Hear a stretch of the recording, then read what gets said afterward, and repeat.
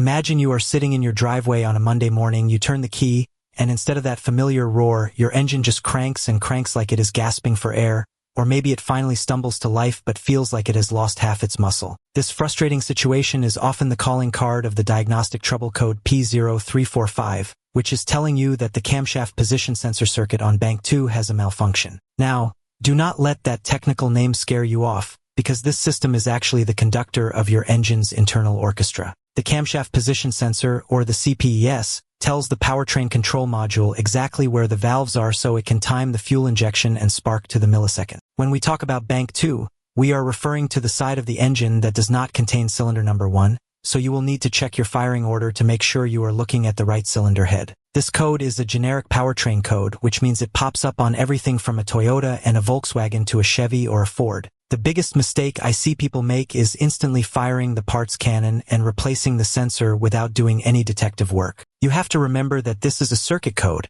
meaning the problem could be a broken wire, a corroded connector, or even a glitchy powertrain control module itself. Sometimes, a failing crankshaft sensor can even trick the computer into thinking the cam sensor is the one lying. Before you spend your hard-earned money on a new part, grab a flashlight and inspect the wiring harness for any signs of chafing or melting against the hot exhaust manifold. A single frayed wire touching the engine block will drag that signal voltage to zero and leave you stranded. One pro tip I can give you is to check for any technical service bulletins, because many manufacturers have software updates that can recalibrate how the computer reads these signals. If the wiring looks like $1 million, then you can break out the digital volt-ohm meter to check for continuity and proper reference voltage. Getting this fixed properly will get your throttle response back to being crisp and ensure your car starts reliably every single time you turn that key.